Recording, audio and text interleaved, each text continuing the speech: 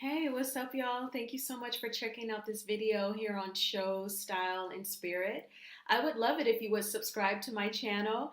I recap various shows. I recently did almost like a reminiscent strolling down memory lane of the Real Housewives of Atlanta, some of my favorite episodes. So check out that video. Also, I interviewed Simone Davis. She is the mother of one of Bryson's children. Bryson, as you know, is the son of Nene Leakes. Also, I recently interviewed Winter Harris from Love and Marriage DC.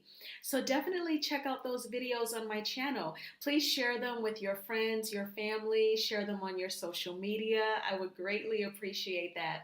And again, please subscribe to this channel. Okay, so I wanted to talk about the latest episode of Belle Collective, which is season 2, episode 5. Now, Belle Collective, I don't know about you, but it has been giving for me, okay? I feel like season 2 is much more energetic than season 1. I feel like the producers of Belle Collective, they have a better grip on who the women are, right?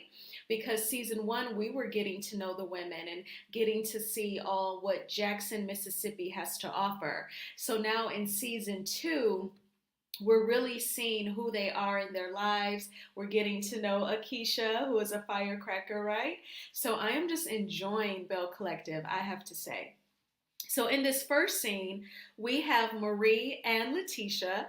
This is Letitia's idea. They are at a Yoni steam salon, and I must say, this makes me want to try it myself. Now on Instagram, of course, I've seen women, especially women who have skincare lines, they make like the Yoni steam, like it'll be like in almost like a mason jar with the various herbs and a little essential oil. I even use Hot Cakes by Bedroom Candy, which I'm going to have a Bedroom Candy virtual party here on this channel because I am a Bedroom Candy consultant and I love Bedroom Candy. It is so much fun.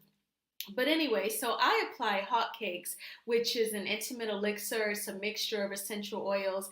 I apply that to my kitty, after I take a shower, and it really helps with natural lubrication, absolutely, and of course pH balance. So those are some of the benefits of using a yoni steam, which is what Marie and Letitia are doing right now.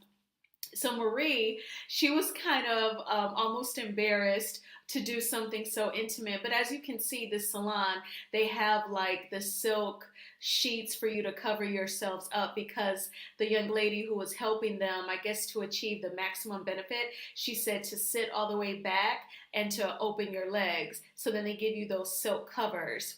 And all of the herbs and the essential oils, the steam, it's going up into your kitty and making everything, nice and balanced. So while they were talking, Marie opened up about her ex-husband Cedric, saying that he was a serial cheater and that cheating can really damage a relationship. And she said that she loves him, but basically she can't continue to be in a relationship where she is constantly being disrespected. And I'm sure we would all agree that Marie is correct about that. So I do think that Marie and Letitia, they do share a bond because of shared similar life experiences. And, kudos to Marie for taking the faith of stepping out from a disrespectful marriage to be single and to see what else life has for her. All right. So my notes are like on scrap sheets of paper, but it's all good. So in this next scene, we actually have, let's see, we have Tambra and her boyfriend Damon shows up as well, and they are meeting with Tambra's parents. They look like a beautiful, supportive family. And Tambra and Damon basically tell Tambra's parents that they have been going to IVF specialist who shares with them their options. Remember, to me, we haven't really seen Tambra since like episode 2, and this is episode 5. And honestly, I had not noticed that she was missing. So anyway, Tambra said like in episode 1 that while she and Damon are intimate, like any couple would, they use protection, but yet you're trying to have a baby. But we're going to talk about in a later scene where obviously this baby storyline has been a fake storyline. And none of us are stupid. I hate the fake storylines. I would rather you just come on a reality TV show and say, hey, I want to be a social media influencer. I want to sell you something. I'd rather you just basically say you want to be on a come up, or you want to be famous, or you want to make some more money. But don't fake a storyline like us viewers are idiotic. So anyway, we saw in earlier episodes where Tambra says she and Damon are having protective sex, but yet they want to have a baby. And then also, I feel like Tambra does not really keep it real, because she'll just say she faces challenges because of her fibroids. She doesn't hint around towards her age. But I remember that she and Akeisha, well, Tambra, when she introduced Akeisha, she said that she went to school with her. Remember that? But see, Akeisha gives me like mid to late 30s, but all this time I figured Tambra was in her 40s. So it could just be the really thick, long wigs are just aging Tambra, or Akeisha looks younger than her age and she had kids really, really late. But my parents had me late, so I mean, it's really not a big deal now, but I don't know, but I say all that to say, if she is in her 40s, she's not keeping it real about, well, the fibroids wouldn't be the only issue, right? It would be also the age. Now, me, again, my parents had me late in their 40s, so it can be done, but it's not like totally ideal. Okay. And also in that scene, Tambra's parents were hoping that, Damon and Tambra would also get married. And of course, that's to be expected. An old school couple, they're probably traditionalist. And Tambra says that's the thing in her family. You get married first and then have kids. I think that that's ideal, right? I think that, definitely you can't judge people and tell them how to live their lives. But when I think of children, I do think that marriage and both parents are living under the same roof. It's a healthy relationship, not an abusive relationship that's very stable for kids. So I totally get Tambra's parents asking about that. And Damon and Tambra did say that marriage was like the goal. We'll see. I just don't totally buy their relationship. Let me go back to that slide. It just seems like Tambra and Damon, they are not really together. Let me know in the comments if you sense chemistry between them, or if you're like me and you don't sense that they are together, because I just don't think that they are. And then when Tambra, oh my gosh, when she tries to like talk flirtatious with Damon, and she's all like, what are you gonna do about it? When do you have to do something? It's just so, it almost makes your skin crawl. It seems fake, and it seems really like pushed flirtation, and it just does not seem organic. But let me know if it's just me. Okay, so in this next scene, I love my notes. We have Marie and Essie. They are business partners, so they have met at the office. During this conversation, Essie confesses to Marie that she did meet with Latrice, who has been Marie's arch enemy. I think it's all in Marie's head. And Essie even opened up with, I went behind your back when I talked to Latrice. And Marie said, oh, you definitely did that. And Essie said, Marie kind of admitted to what she did. And just, I really want you to move on, and I want her to come to your birthday party. And Marie was open to it. We're going to see at her birthday party how open she was. So I really have to say that Marie respects not only her friendship with Essie, but Marie respects Essie's opinions, her choices, and her outlooks on things. Because I feel like had Letitia said that to Marie, Marie would have shut that down. She would have said, you better call her right now and tell her she is uninvited to my birthday party. There's no way that heifer can be at my birthday party. But because it's coming from Essie, Marie respects her opinion, and Marie obviously trusts that Essie is not trying to harm her by inviting Latrice to the birthday party. So I love the fact that they have such a trusted friendship, and Marie is softer and more calm around Essie, so that lets me know that Marie trusts her. So I'm glad that she has Essie in her life. So now in this next scene, we actually see that is Tambra at Akeisha's house. So she goes to visit Akeisha one evening, and Akeisha has two kids. Now, I remember her saying that in episode 2 that she and her husband were able to have kids naturally after they too went to an IVF specialist. And I didn't realize that her kids were so small. So they're like the little girl looked like a 1 year old, and I'm guessing the little boy was like a 3 year old. So her kids are very small. And so I'm still thinking that Akeisha is in her mid to late 30s. But if she was in high school at the same time as Tambra, like they just didn't attend the same high school, but if they were in that same building at the same time, like either Akeisha's in her 40s or Tambra is in her 30s and looks a little older.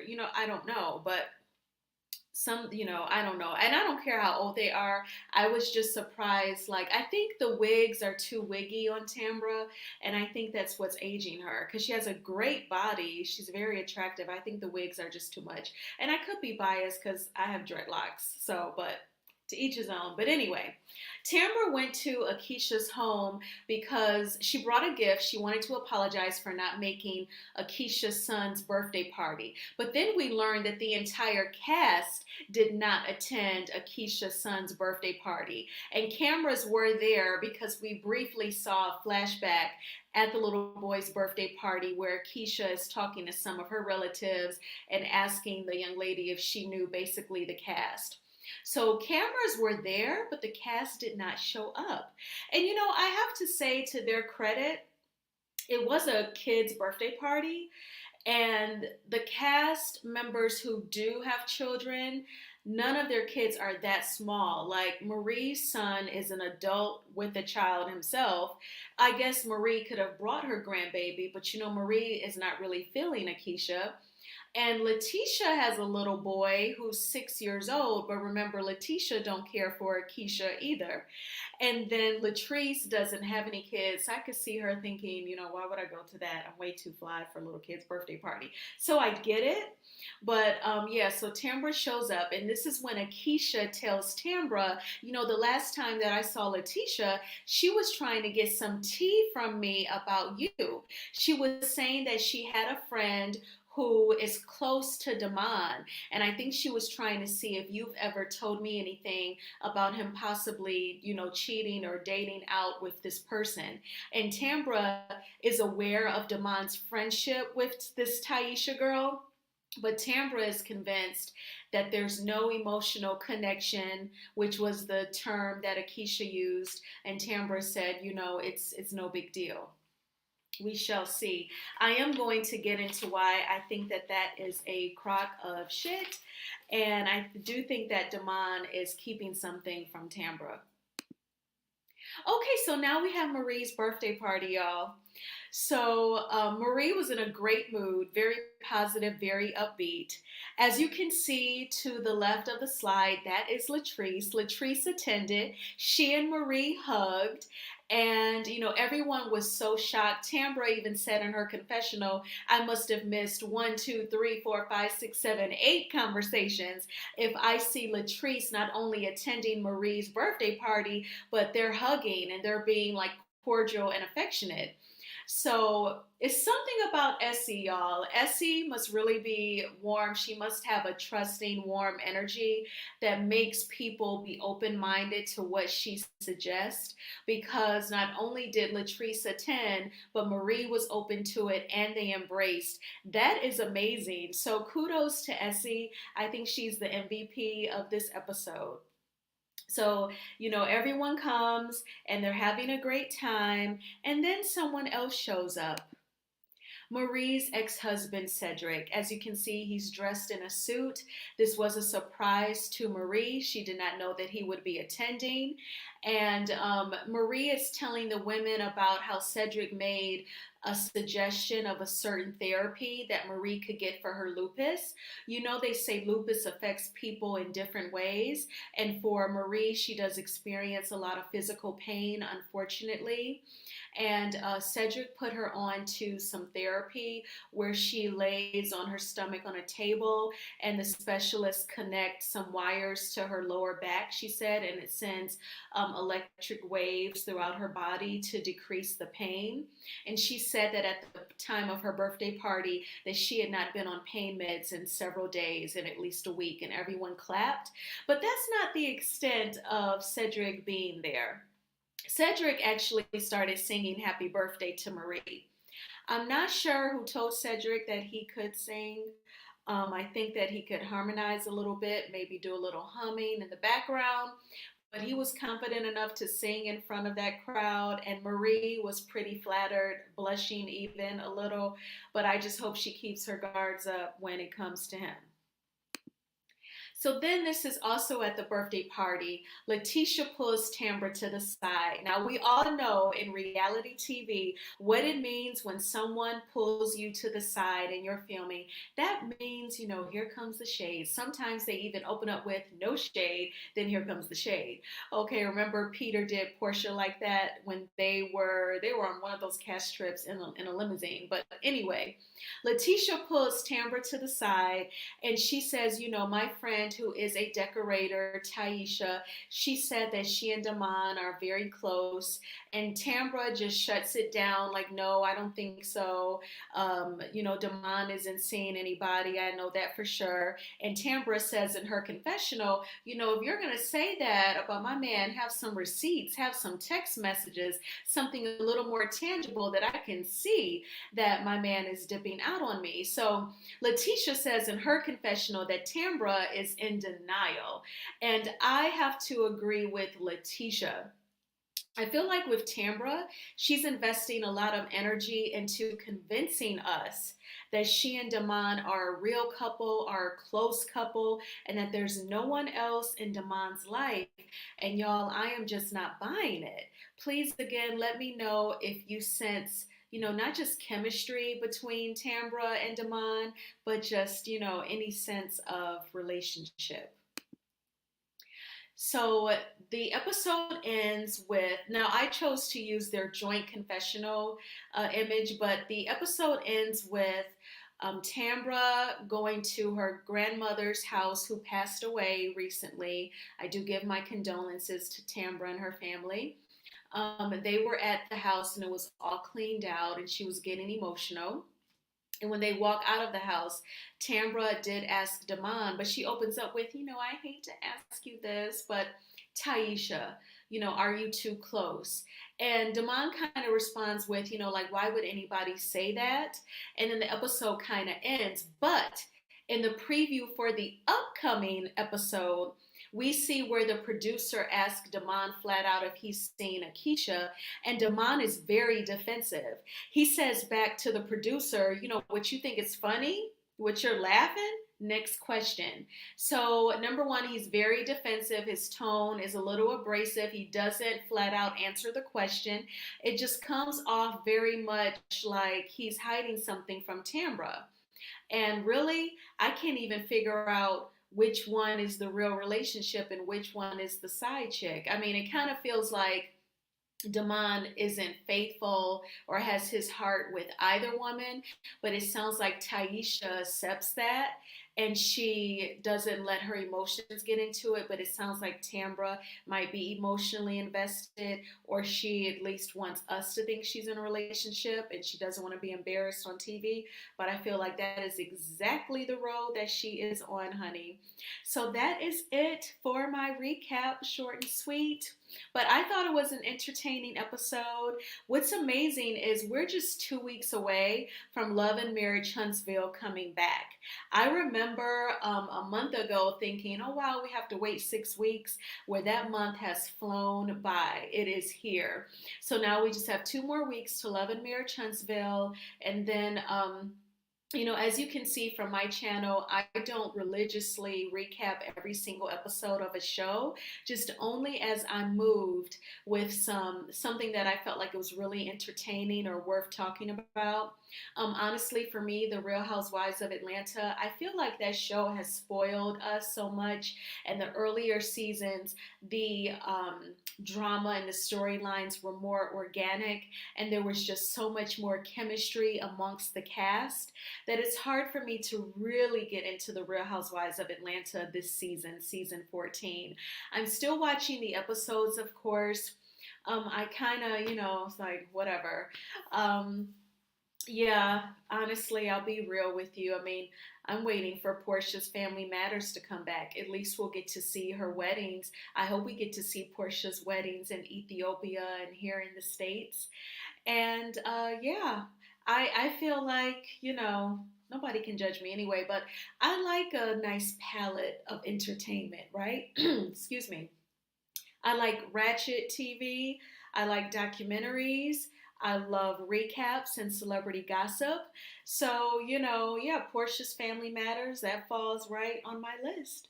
So, I thank you again for checking out this video. I ask that you please subscribe to my channel, and I'm excited to grow with you, grow this channel with you. And thanks again. And please reach out with any feedback or suggestions, and enjoy the rest of the weekend and take good care. Bye bye.